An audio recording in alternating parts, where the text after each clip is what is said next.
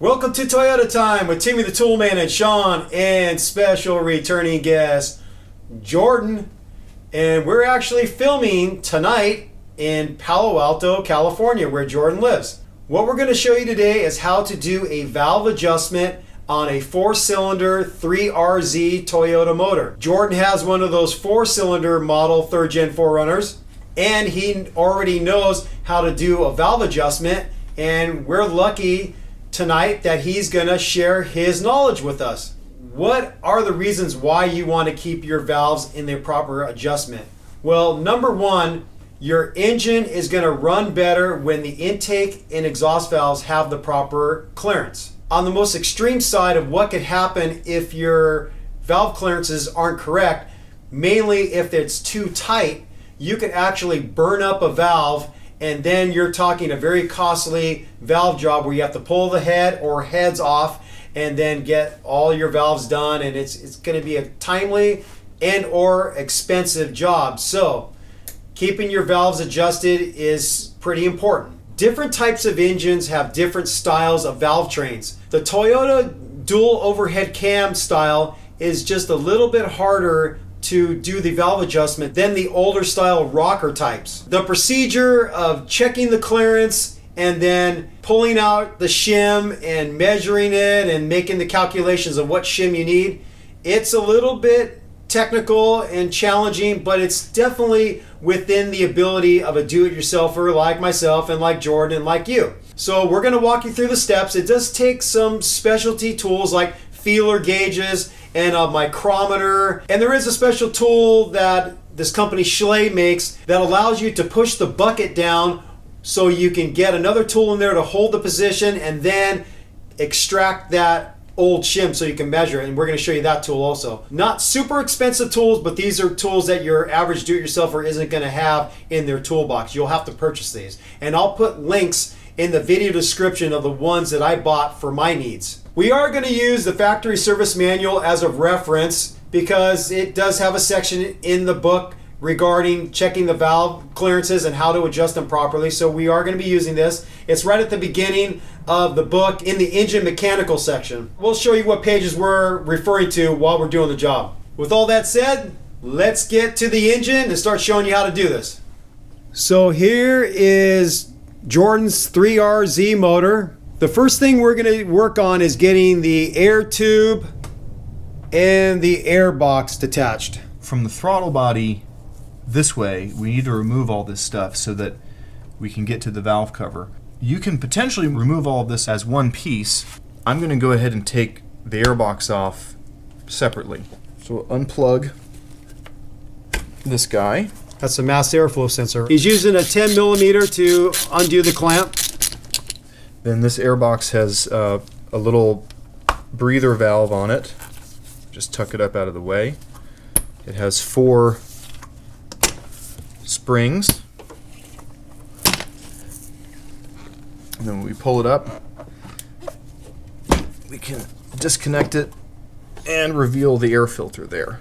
So you could see those 4 springs that he was talking about. And what I like to do is go ahead and just cover this thing. You can even use the springs to hold it in place. Because if you get a bunch of dirt on top of this, this is the inside of the filter, and so it'll go straight into the engine. So the next thing we're going to do is get the cruise control module out of the way. We will not disconnect the cables, but instead we'll just sling the whole thing over to this side of the engine bay. Now, mine will look a little different than yours because I have these little drop brackets installed. 2 up here and 1 down there. It moves it down a little bit to make room for these nifty hood struts.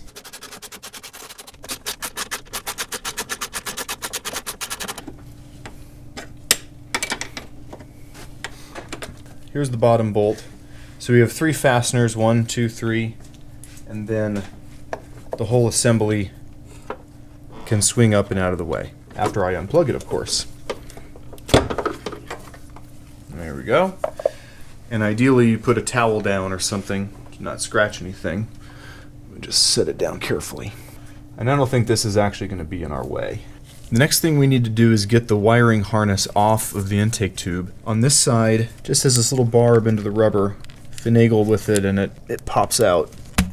Should be 2 like that. Now, on the back here, there's supposed to be a clip. The clip broke off, so I just zip tied it to this little hole. So every time I go after this, I just have to take some clippers and just clip this zip tie off. Now the wiring harness is free. Tuck it up out of our way here. This intake tube we're going to take off as one piece, and there's also this resonator here. So we have to take off this connection, this, and then there are 2 nuts underneath that bolt this onto the side of the block. So we're going to start by disconnecting this tube. I believe that's the fuel pressure regulator vacuum. Down underneath, you can feel it underneath. There's 2 nuts, one towards the front, one towards the back.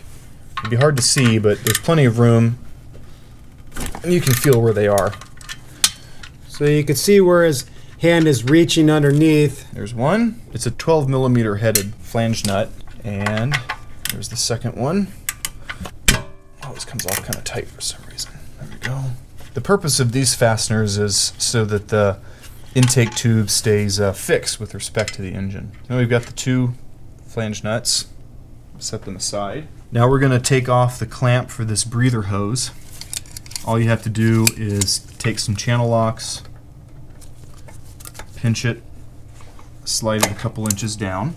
Then we'll loosen the clamp right at the throttle body. We don't need to do the other clamp. Now we need to lift the resonator so the studs come free. And then wiggle the rubber parts off.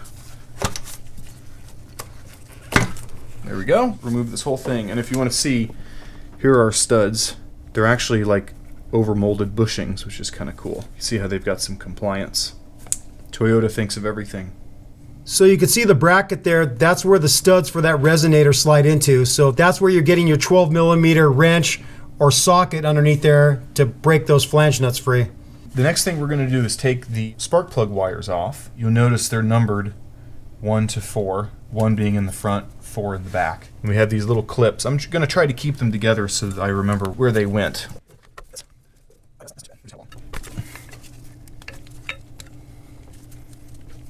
Some of these clips are actually connected onto the valve cover, so you have to remove those.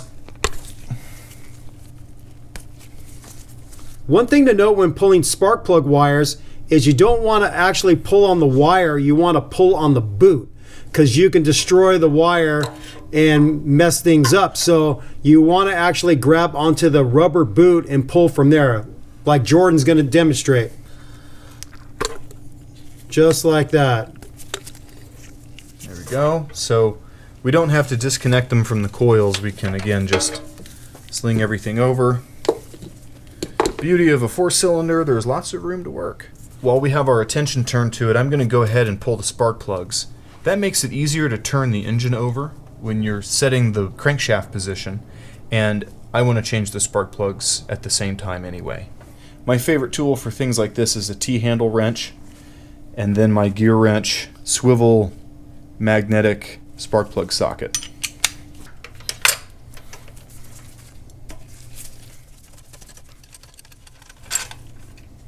Alright, number 1. Spark plugs are not really very old, but I buy the basic copper ones and just change them whenever I pull them out. Also, as you pull spark plugs, leave them in order. That way if one of them looks funny, you know which cylinder is having a problem.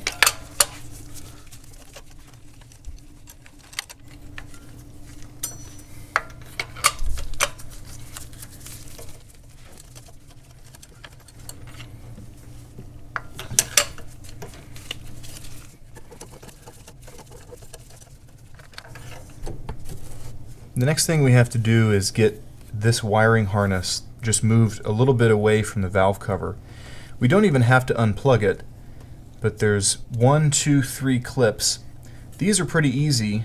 The rear one is kind of hard to get to, but it's on this bracket, and this bracket has a bolt that's shared with this rear ground wire. So what I like to do is just pull that bolt because it's really easy to reach. So we'll start with that, and then we'll take these 2 clips off. This is the bolt we're going to take off. It's a 12mm head. A long-handled flex head ratchet makes it a little easier. We can't forget to reconnect it, especially because there's a ground wire here. Okay. There, see, now we've got some movement in the back. The way these clips work, there's a little barb here. You have to pull the barb outwards kind of a lot and then push it up.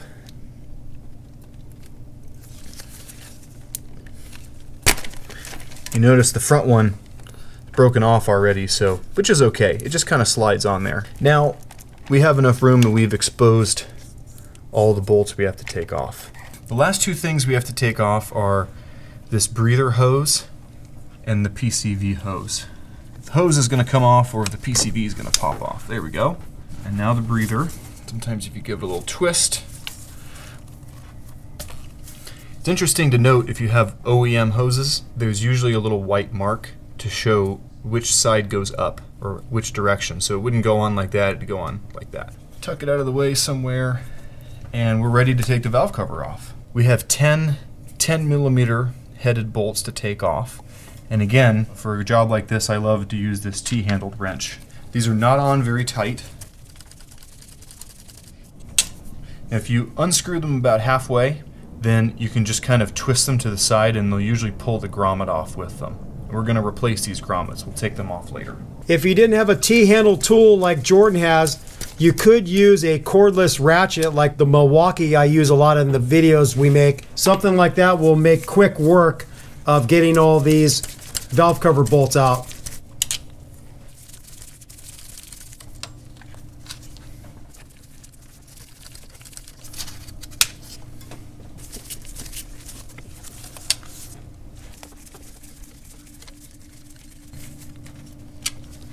This one's just a bracket. It's not actually a valve cover bolt.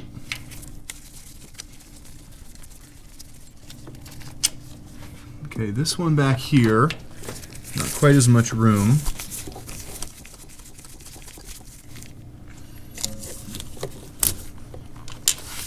So this last one in the back corner, we're not able to move this thing quite far enough away, and there's a lot of obstructions on the top. So what we're going to do is simply slip a ratcheting 10 millimeter box end wrench. There we go. So to get the bolts ready for reinstalling the valve cover later, we have to unthread the grommets. The rubber kind of squishes after it's been installed, and so it gets stuck to the thread, so you have to actually unthread them all. Sometimes they'll pull out, sometimes you have to unthread them. The reason why it's good to replace these washers is over time the rubber gets hardened and brittle, and this could be a way that your valve cover could actually come loose a little bit and cause a leak, because the torque spec for these valve cover bolts is very light. It's like 55 inch-pounds, and so as the rubber ages and shrinks, it's going to allow the bolt to come loose and then possibly cause a leak. So replacing these rubber washers every time is a good idea if you're going to take off the valve cover. Okay, the valve cover is free now. Oh, look at that. We don't even have to tap it. It's just going to come right off. That was easy. Yeah, well, it was off a year ago, so gotta sneak it around this little guy and up over the tubes. And there it is. The 3RZ is a dual overhead cam motor. To show some of the parts here, this is the intake camshaft. This is the exhaust camshaft. These are called the cam lobes. The lobes have a protruding point, and when they're pointing downward, they're actually pushing the valve open. The way that the camshafts are driven is over here. You can see the timing chain is turning the intake cam, and then the gear drives the exhaust cam so that they run together. If you look further down in there, you can actually see the tensioner. It's what's causing the chain to be pushed in that way. And actually, I kind of want to look in there and count how many teeth are in there. As the motor gets older, the chain slackens and the adjuster has to push further, and at some point it runs out and the chain gets loose, and that's when you do have to change a timing chain.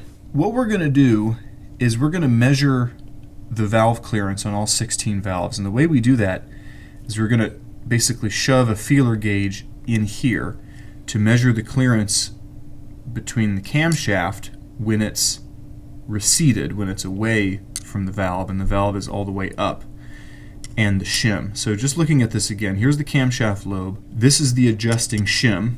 This is the part that we're able to change to get the clearance right. This part, you can see we're actually moving it. This is the bucket, and the bucket pushes down actually on the top of the valve itself, and the valve spring and keepers and stuff are all down in there. What we're going to do when we actually go to pull one of these out is our tool is going to touch just the edge of this bucket and push it down and hold it pushed down against this surface of the cam. Not this, but this part where it doesn't really matter if there's a scratch on it. That will give us enough clearance to pop this adjuster free with this very tool, and then we'll have enough clearance that our magnetic tool can just suck it out of there.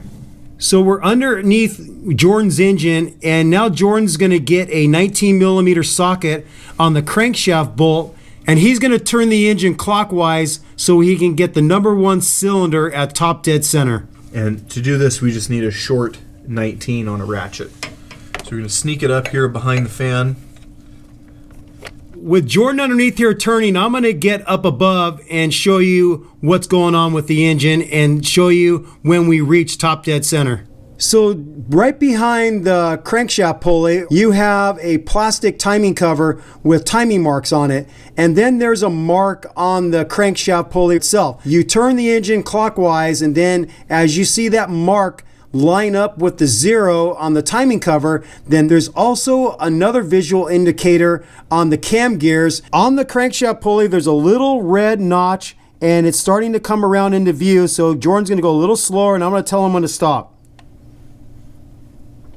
Keep going a little more. No, slow down, slow down. This is hard to see because I have to look actually over the dipstick tube gets in the way. Keep turning just a little bit more right there. So when the #1 cylinder is at top dead center, there are a pair of marks right here. There we go. We can see them better now. There's 1 dot on the intake cam and 2 dots on the exhaust cam. And when they're all lined up, that means it's at perfectly top dead center. So what Jordan is saying is that just because you have the crankshaft pulley lined up with the 0 on the timing cover doesn't mean that you have the #1 cylinder at top dead center. This is your confirmation that you have the #1 cylinder at top dead center when the single dot on the intake gear is lined up with the 2 dots on the exhaust gear. This is a view looking from the rear of the engine forward. So the dots are on the back side of these gears, not on the front side. On a 4-cylinder engine, when #1 cylinder is at top dead center, that means it is at the end of its compression stroke. It's as high as it can go. #2 and #3 are both going to be all the way at the bottom, and #4 is going to be all the way at the top. We can show this, since the spark plugs are out, with a long screwdriver. Here I'm touching the top of the cylinder. We've got a lot further to go on those. The difference between the #1 and the #4, both the pistons are all the way up. This one is at the very end of its compression stroke. You can see the cams are slung over to the side so the valves are closed. Whereas the #4 cylinder is at the very end of its exhaust stroke. Camshafts are rotating this way when the engine is running. For the #4 cylinder, the exhaust valves have just closed. The intake valves are just about to open. So that's why, to get this one at its top dead center, we have to rotate the engine 360 degrees. To reiterate what Jordan was saying, when we first turned the crank and we got the crankshaft pulley lined up with the 0 on the timing cover, we had the #4 cylinder at top dead center. So then we had to turn the engine over 360 degrees more to finally get the #1 cylinder at top dead center. We're in the engine mechanical section of the Toyota factory service manual, and we're just showing some of the steps that the factory service manual told us to do and that we just showed you. So it says get the #1 cylinder to TDC compression, showing you what that timing cover looks like and when you get it to the 0. It shows the marks on the back sides of those cam gears, lining those up. It describes it. So with the crankshaft in its current position at top dead center, we're going to be able to check both of these exhaust valves for the #1 cylinder. we're going to be able to check the clearance for the exhaust valves for the number 3 cylinder.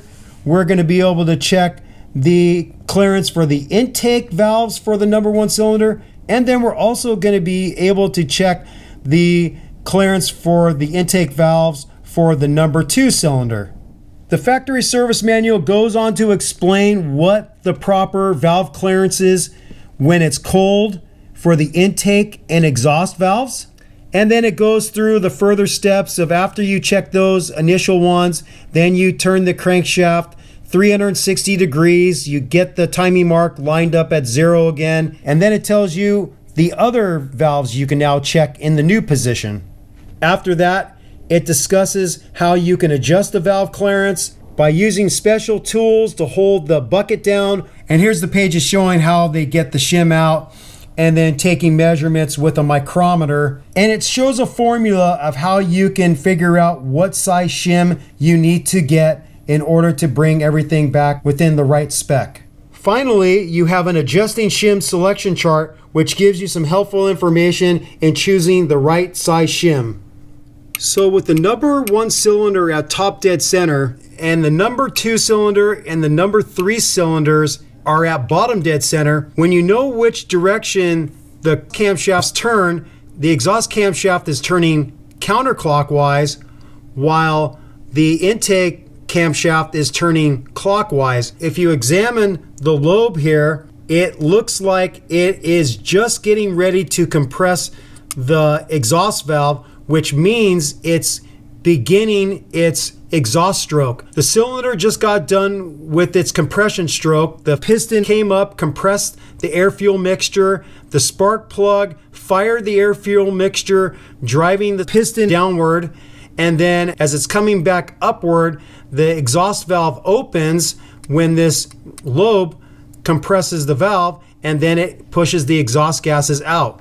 The number 3 cylinder turning clockwise, you can see that the cam lobe has already just basically passed where it was compressing the valve, and now it's coming around to release it. This cylinder is at the end of its intake stroke. The piston came downward, the intake valve opened to let the air-fuel mixture fill into the cylinder, and then now it's going to get ready for its compression stroke, where the piston is going to come up, compress the gases, the spark plug's going to ignite it and pushing it down. And finally, the number 4 cylinder has to be at the end of its exhaust stroke because the piston is all the way up to the top, and when you look at the position of the lobes and the fact that it turns counterclockwise with the exhaust cam, the lobe is over on this side. It just got done opening up the exhaust valve. Now the exhaust valve's closed, and now the piston's going to be next traveling downward, getting ready for the intake stroke. What we have printed out here is my little worksheet showing the measurements. And what we've got in this column, these are for the exhaust valves, and this is for the intake valves. And the way we read this, we've got number 1 through number 4, so just like we're looking at the engine. This column is the valve lash we're going to measure right now. If we have to change one, we'll pull out the shim and measure what the shim is. And then if we select a new shim, we'll write down what shim we're going to put in. And then we'll rotate the engine once or twice, check and see that the lash ended up where we wanted it. First thing for us to do is to measure all of the valve clearances and write it down in this column and in this column. Now, if you're not familiar with the term Jordan used, lash is just another term for clearance. Yeah. The specification for the exhaust valves is 10 to 14 thousandths. We're going to start with the 12, and I'm going to use the go, no-go method. This is the 12, and it slips in there easily with just a little bit of friction. So what that means is the clearance is 12 or more. So what I'm going to do is step up and try the 13 and see if the 13 goes. The 13 does not go. So that tells me that I can confidently call it a 12. Now I could jam the 13 in there if I wanted to, but that's not the point. The fact that the 13 just immediately sticks, doesn't want to go happily, we're going to call that a very happy 12. So I've got the 12 again. 12 goes in very happily. 13 is a no-go. So that's what we mean by go, no-go method. So we're going to call this a 12. Now we get to check the number 3 cylinder. So again, we're going to start with the 12. Okay, it's slipping in pretty freely. Now let's try our 13. No go. So it's a 12. Now we'll check the back valve of number 3 cylinder. 12 goes in, just a tiny bit of friction. 13, no go. So they're all 12, which is exactly where we want them to be. Now we're going to move on and check cylinders number 1 and 2 on the intake side. The target is 8, that's the center of the spec, so we're going to start with the 8 and find out what it is. So now I have my 8 thousandths. The 8 does not go, so it's tighter than an 8. So here's my 7. 7 goes very happily, so we're going to call that a 7. Let me stop and write that down real quick. For front number 2, 8 is going in happily, so let's check and see if it's actually a 9. Nope, 9's no go, so it's an 8. Now we're going to check cylinder number 2. So this is my 8 thousandths again. Goes in with just a little bit of friction. It's like a tight 8. 9's a no-go for sure.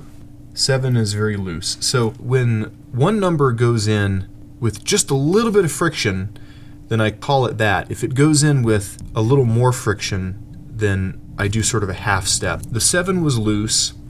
The 8 had just a little bit more drag than normal, so I'm going to call it a 7.5. Using the half step is more for my own purposes. Technically, you would just call it an 8 because the 8 went. Now we'll check the rear intake number 2. Okay, the 8 is going in with very minimal drag. 9's a no-go, so that's a solid 8. This is a printout of the last time that I checked the valve clearances, and so far 8, 7.5, 8, 7 exactly matches what we measured. So this is also nice. We're in spec and it's not changing.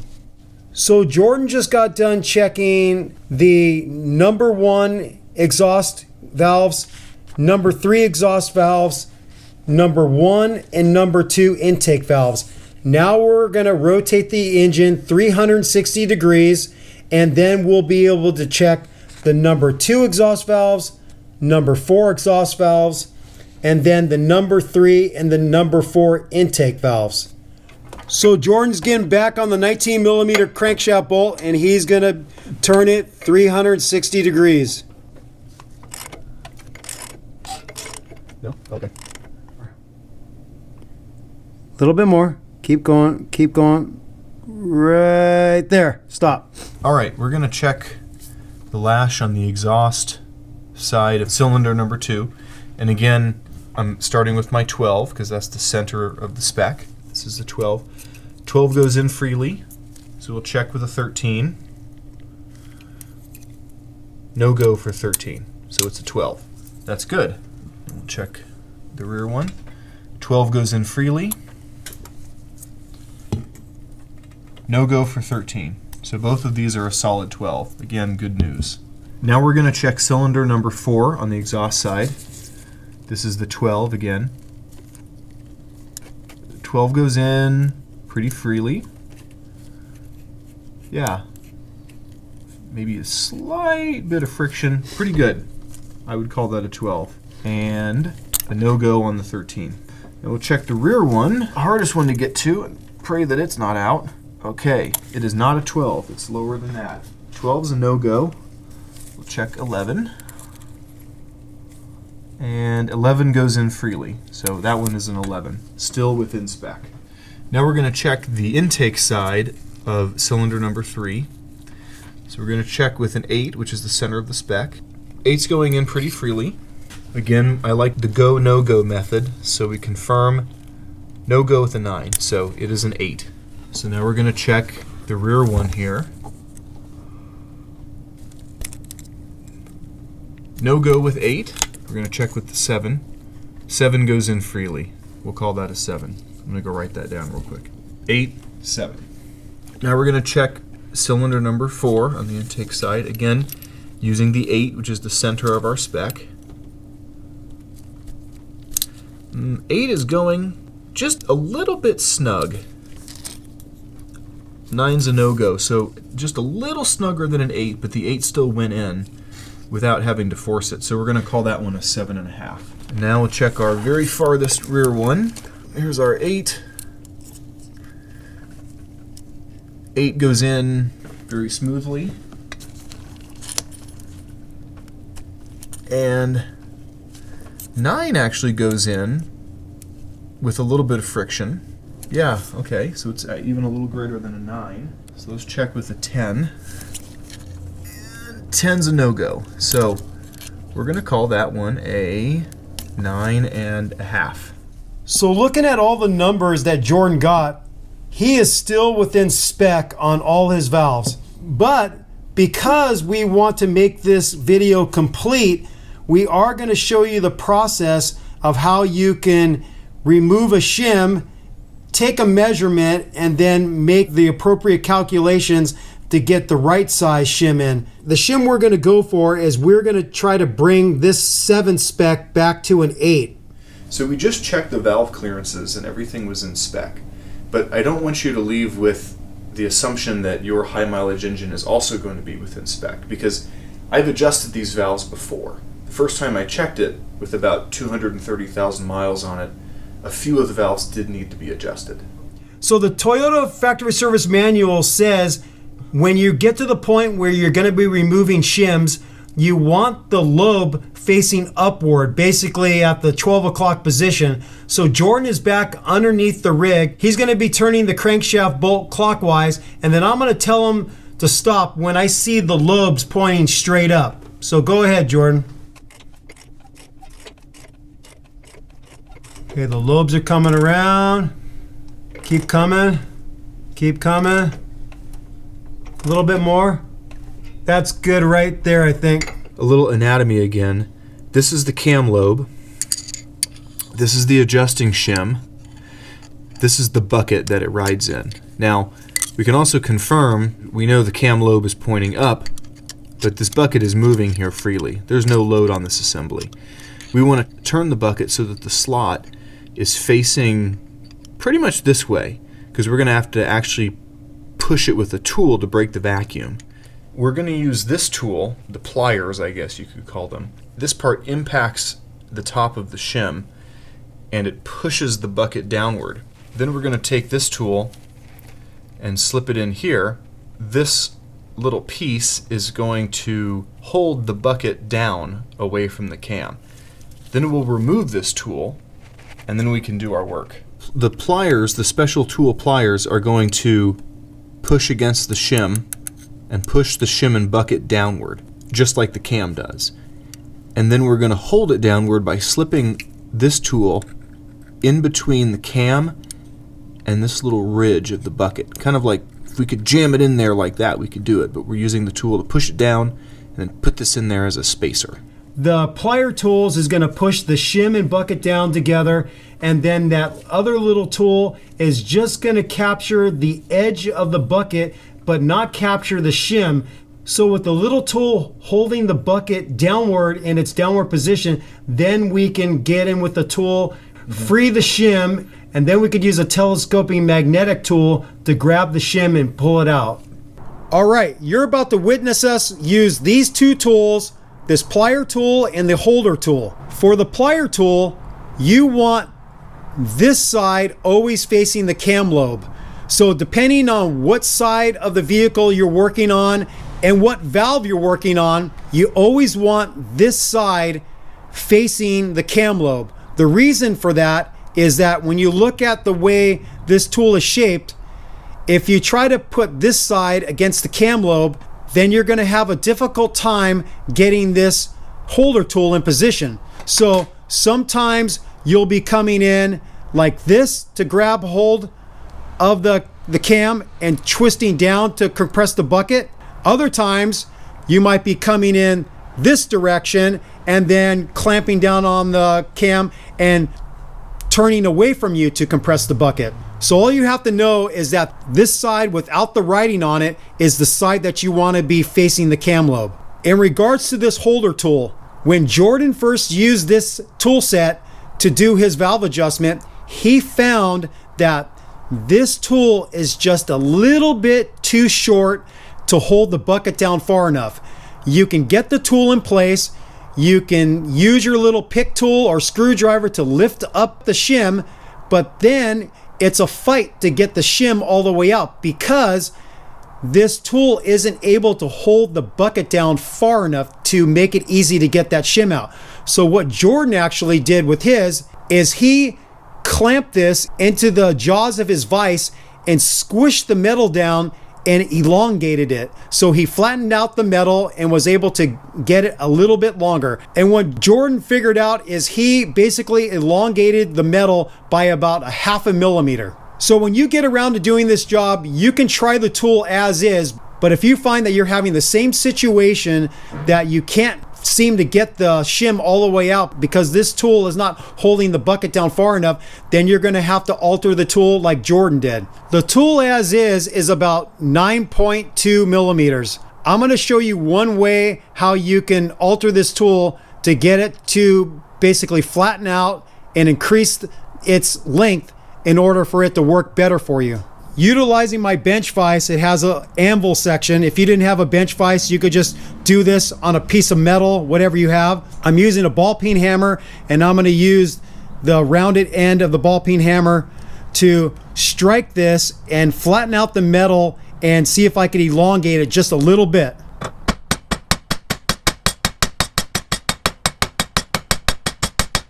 So after pounding on it with the ball peen hammer, I now flatten out the metal, and the overall length is now 9.7, which is about 1/2 millimeter more than before, because remember it was at 9.2. Now what you do is you use your plier tool to compress the bucket in the shim, and then you try to get this thing in there. If you found that you didn't flatten it out enough to elongate it far enough to make it easy to get the shim out, then you would just pound on it a little bit more to elongate the metal a little bit further. If you found that your strikes were a little bit too overzealous and you elongated it too much and now you can't get this tool in there, then just take a very fine file and just shave off a little bit of the material and then try to refit it in to where you're able to hold the bucket down far enough to make it easy for you to get that shim out and a new one back in. So Jordan is getting the plier tool in position onto the cam. He's going to clamp down, and then he's going to turn the tool towards him, compressing the shim in the bucket so he can get the holder tool in place. Once he has the holder tool in place, he can release the pliers, and now you can see that the holder tool is keeping the bucket down. If you're looking on the right side of the lobe, you can see hopefully where the tip of the tool is right on the edge of the bucket, holding it down, but it's not contacting the shim. Next, we're going to show you how to get the shim out. So now we have the holder in place, and we're going to take our poker tool into the slot and break the vacuum and pry the shim upward. Whoop, and it looks like it actually flew backwards too. Let me get it back forward. Encourage it back up towards the front. There we go. The shim actually slid back too far to where we couldn't get a magnet on it. Now he's going to go in with the magnet and see if we can grab it. Now let me get it back up. Okay, that's what we want. And now, go. Come on now. Great. Just pull it right out. So here's the shim that we took out. You can see the face that the cam actually impacts usually has these circular patterns. So now we're going to measure it with our micrometer. I prefer not to measure it right in the center because the cam is actually kind of running on the side. So it's 0.110, and you can see where it's lined up at the 3, closest at the 3. So we're going to call this 0.1103. This is the front. There. So for the purposes of this video, we're not going to teach you micrometer 101, but if you buy yourself a micrometer, and I'll actually put a link in the video description of this one I recently bought through Amazon. It has a nice little instructional guide. So this is the process that the factory service manual gives you to calculate the new shim. You have the thickness of the removed shim, we just measured that. the clearance that you measured with your feeler gauge, and then N is the thickness of the new shim, using 0.008 as basically your desired final clearance. So we're going to do this math here. N equals T plus, in parentheses, A minus the target middle clearance of 0.008. So go over to our paper here. Here's the shim we measured. Here's the valve clearance we measured. And here's our target clearance. So when we subtract this, basically this item means we want to shift the shim in a negative direction by 1/1000th of an inch. Add it to what we've got. So this is the shim that we'd like to have to get us to 0.008 of an inch. The problem is they don't make this. They actually go in steps of 0.002. So our options are 0.1102, which is basically the same as what we just took out, or 0.1083. This is the one that we're going to do. Rather than getting us to 0.008 of an inch, it'll get us to 9. But that's okay, because we prefer to be on the loose side of the spec than on the tight side of the spec. Remember, the spec is 6 to 10. I would rather be at 9 than at 7. Valves nearly always tighten during service, so if we can get to the loose side of the spec, it's a safer place to be. So using this shim should get us to a 9. So now let's go back to our table here. This one that we want to use is called a number 6 shim, and it will have the markings on it 2750. Let's go get one of those and measure it and make sure it's right. So here's our brand new shim, marked 2750, meaning 2.750 millimeters. Let's just double check that it's the right thing. It should be this thickness. So we'll throw calipers on there. 0.108, between 3 and 4. It's really like 0.1084. But that's not surprising, because there's probably a little light anti-corrosive coating, but 0.010 of an inch doesn't matter for us. So we're going to pop this one in. Before putting the shim on, I like to put a little bit of oil on both sides. Doesn't matter which direction the numbers are going, we might as well keep them facing up. Armed with our poker and our magnetic tool, we're going to slip it back down in there and use the poker to push it off. It's off. We need to slip it into its slot. Make sure that it's down. There we go. And sometimes the back is up. There we go. And when you see it rotating like that smoothly, it means you're good. Now Jordan is using kind of like almost like an awl, but you can use a small flat tip screwdriver, whatever you have that's going to enable you to get the shim off of the magnet and get it popped in fully seated.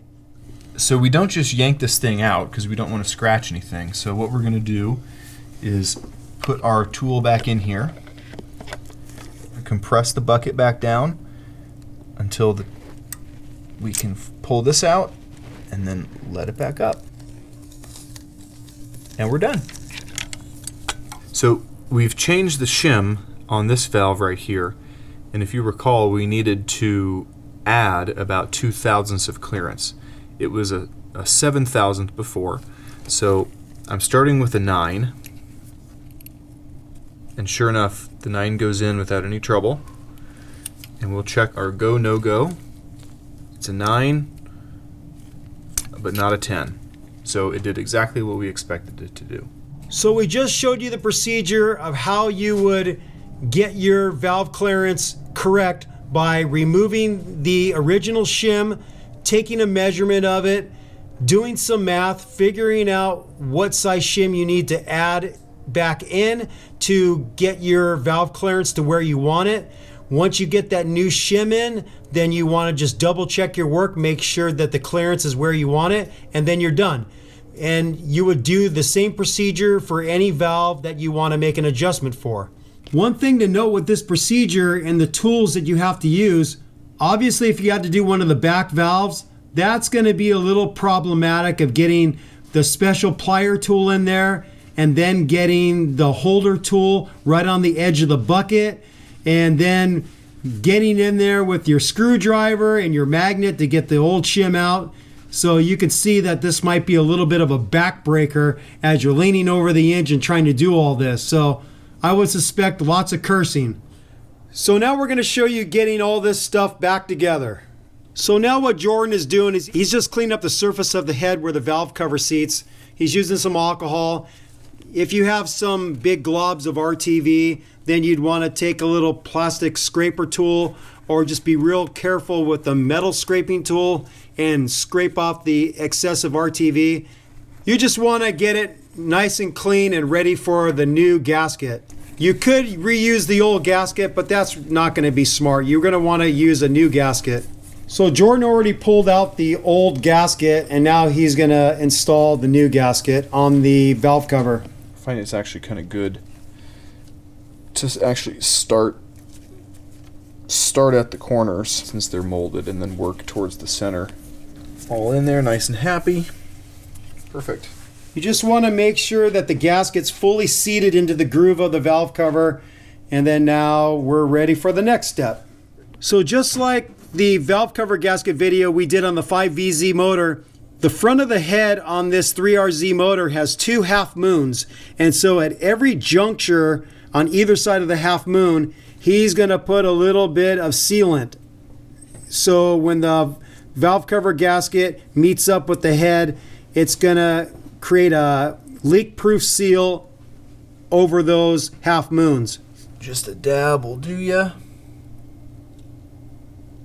If you're a strict Toyota guy with FIPG, you would be using the black sealant. Jordan really likes this Honda Bond stuff. He's using the Honda Bond. It's still Japanese chemistry, FIPG. Believe it or not. I don't know, man. I think some Toyota guys are getting fist fights with those Honda guys. That's right. Honda, Toyota, Honda, Toyota. Tastes great. Let's fill him. All right, Jordan is gonna get the valve cover in place. Here he comes, walking down the street.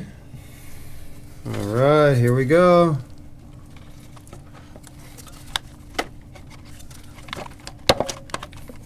The wiring harness in the back gets in the way a little bit. Make sure to get it onto the spark plug tube seals without binding any of them. There we go. Ain't no thing but chicken wing. Ain't no thing but a chicken wing. Jordan has already pre-installed the new special washers that have the rubber coating on the bottom of them. I guess you call them valve cover washers. I think they call them grommets. They call them grommets? Pretty sure. Oh, grommets. Like Wallace and Gromit. All right, we're not going to show you all this. He's going to get all 10 of them started. So before we get the torque wrench working from the inside out, just kind of snug them all. Kind of in a cross pattern. Yeah, so Jordan's using a crossing pattern, starting from the middle ones, working his way to the outer ones.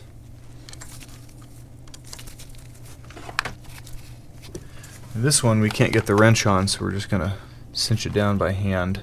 So our final torque spec is 55 inch-pounds, which is barely anything.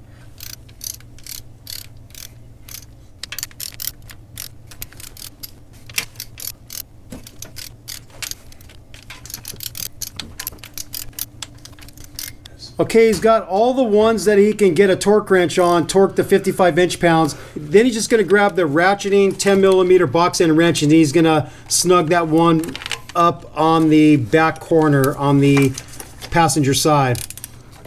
Guten tight. He's going to use that German spec we like, Guten tight. Jordan's now getting some new spark plugs back in. Jordan's got all the spark plugs in, and the torque spec for the spark plugs is 14 foot-pounds or 168 inch-pounds. Probably better than Guten tight. You can tighten spark plugs by feel. I've done it for years, but why not use the torque spec?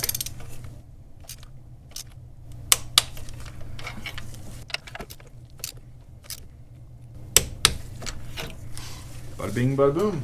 All the spark plugs are torqued to the proper value of 14 foot-pounds or 168 inch-pounds. So we're going to start connecting some of the tubes. These connecting the tube that goes to the PCV valve. Saying PCV valve is like saying ATM machine. Yeah.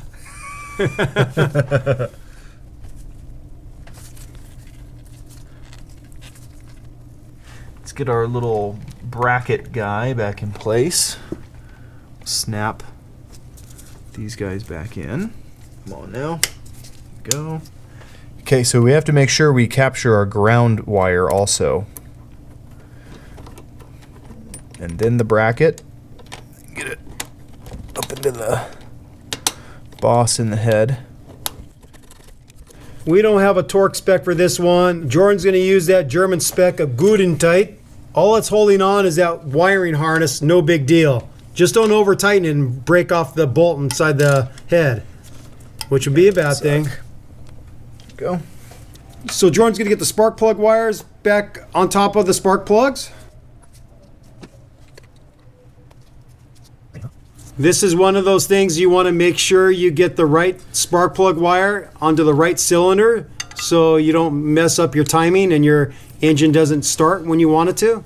You hear about this many times on the Toyota forums, especially with the V6 engine. People get the wires connected wrong and then they're wondering why their engine's not running, and then they finally figure it out that they crossed the wires. Trace all these little wires into their little homes. Go to your home. Go to your home. Go to your home. Are you too good for your home? When you reinstall these, you have to push until you kind of feel a little pop, and that means that the connector has kind of gone over the top of the spark plug. Jordan's going to get the intake tube back connected. And remember, we've got two studs here, and we have to get them in the right place. He's got to get those two studs dropped down into the bracket. I'm going to go ahead and tighten the studs, tighten the nuts on here. Jordan's got both 12 millimeter flange nuts started on the bottom of the resonator. Now he's just using a ratcheting 12 millimeter box end wrench to tighten them up. He's going to get this tube back connected using his vice grips. Getting the clamp in position. Going to tighten the hose clamp that connects up the air tube to the throttle body. He's hooking up the fuel pressure regulator to the resonator. Okay, now we got to put the wiring harness back in. And then there's my busted clip back here, and I always just put a zip tie on it. There's a clip back yonder where he's working against the firewall. You can't see it, but if you're working on your 3RZ motor, you'll know where he's working. Next thing we're going to get hooked back up is the cruise control unit. Actually, here, get a good picture for Leon so you can see what my brackets looked like. I actually had to use a flat screw here so that it would sit flush, but that spaced it back this way. So what Jordan is showing is the way he modified the bracketry for his cruise control unit so he could lower it down to make room for the custom hood struts that our buddy Leon makes. Spiker Engineering. Spiker Engineering.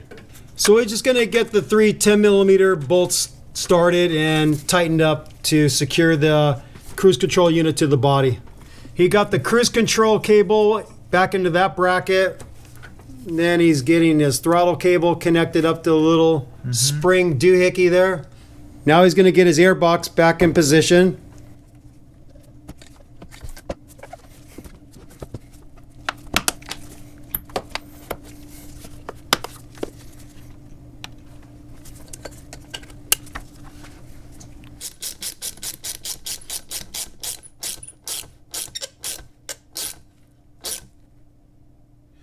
So Jordan got the air box top back in position, snapped in place with the 4 clips.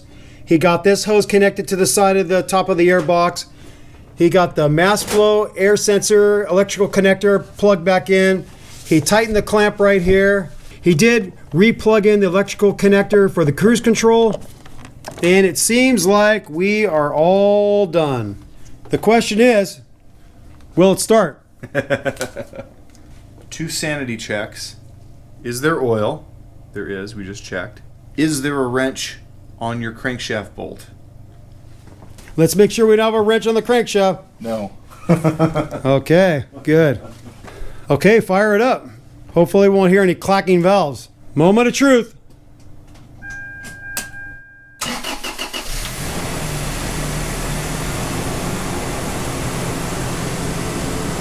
It runs. All right, we're all done with this job. We just showed you how you can check the valve clearances on your Toyota 3RZ motor and how to get them back in spec by removing the existing shim, taking a measurement of the shim, doing some math, and getting the right size shim back in to where you get the tolerances correct. This can be a test of patience because using the special tool to rotate the valve bucket down while you're getting that other little tool in there, just capturing the bucket but not capturing the shim, and then you release the tool and it's magically holding in place and you're like, woohoo! And then you have to get the shim loose with either like a little screwdriver or pick tool, get it lifted up out of the bucket. Then a nice tool to use is using a little magnet tool to capture the shim so you can pull it out. And then it's just a matter of getting the appropriate shim back in, using a screwdriver to pop it off the magnet, make sure it's fully seated in the bucket, and then you take your tool, you rotate the bucket back down, you get your little tool out of there that was holding it down, and then you've finished one of them. So you can see if you have to make adjustments for a lot of your intake valves and a lot of your exhaust valves, like say if you're working on a V6 or a V8 motor, you're talking a kind of a tedious, long job to do. But you could do it. It's absolutely possible. You just have to have patience. And if you start to get worn out leaning over your motor, working with those tools, just take a break and return. With all that said, we thank you for watching Toyota Time with Timmy the Toolman and Sean and special returning guest Jordan. Thank you for watching. Thank you for subscribing. If you have any questions or comments, do that below. Take care. Bye-bye. Sick mods and sick valve adjustments.